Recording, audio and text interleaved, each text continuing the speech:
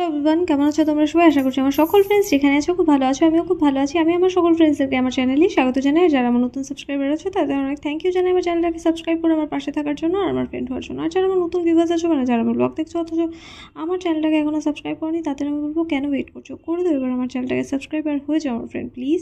তো আমি তোমাদের ফ্রেন্ড সোনালি, তোমাদের সকলকে আমাদের এই ছোট্ট ফ্যামিলিতে ওয়ার্ম ওয়েলকাম জানিয়ে ব্লগটাকে এখান থেকেই স্টার্ট করছি।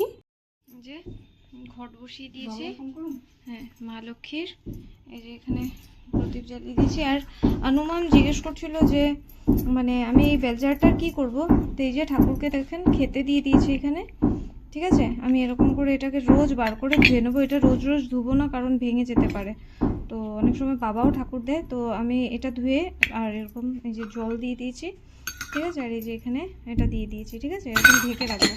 আমরা ঠাকুরকে একবেলার খাবার মানে দিয়ে সঙ্গে সঙ্গে আরেক বেলার খাবার দিয়ে রেখে দিই। আমরা 5 বেলা ঠাকুরকে খাবার দিই, তো একবেলার আমরা 2টো চকলেট দিয়ে দিই আর একবার ঠাকুর দিই, তারপরে সকালবেলা তারপরে এরকম একটা খাবার দিয়ে রাখি, তারপর আবার বিকেলবেলা একবার ঠাকুর দিই, তখন আবার এরকম একটা খাবার দিয়ে রাখি। তো 5 বেলার খাবার আমাদের হয়ে যায়, ঠিক আছে। ঠাকুরের যখন ইচ্ছে ঠাকুর খেয়ে নেয়।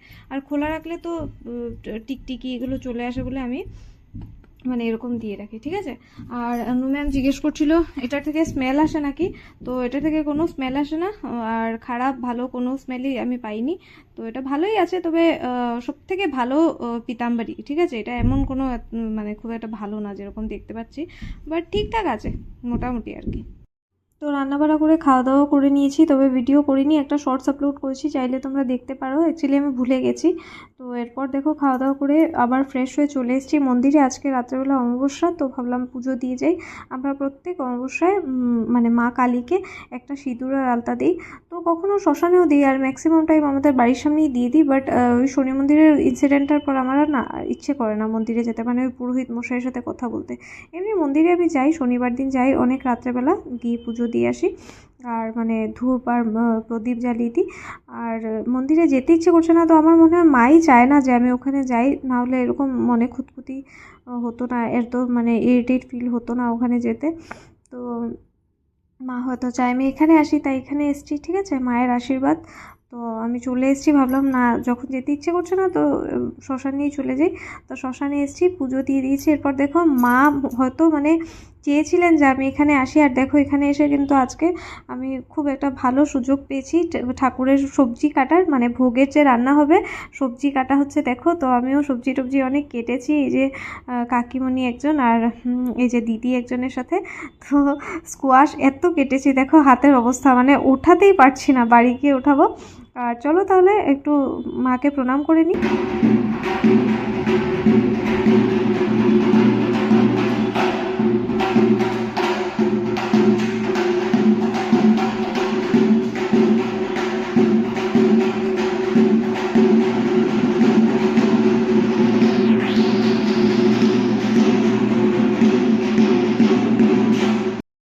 বাড়িতে এসে চা করে নিয়েছি, আর হঠাৎ করে গরম পড়েছে, মানে আজকে বেশ গরম লাগছে। কালকে তো রাত্রেবেলা বৃষ্টি হয়েছিল, তো তবে আজকে বেশ গরম গরম লাগছে। দেখো বৈশাখ মাস পড়েছে, গরম তো লাগবেই, গরমের দিন, ঠিক আছে, গ্রীষ্মকাল।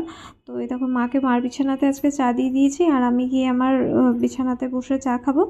তো আজকের ব্লগটা বেশ ছোট করে করেছি, কারণ আগের দুদিনের ব্লগ একটু বড়ই করেছিলাম, তো ভাবলাম আজকের ব্লগটা একটু ছোটোর মধ্যে মানে করি, তাই চেষ্টা করেছি।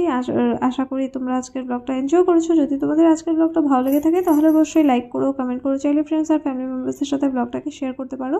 তো ব্লগটাকে আজ এতটুকুই রাখলাম, দেখা হচ্ছে কাল একটা নতুন ব্লগে। আজকের জন্য এতটাই, টাটা, খুব ভালো থেকো।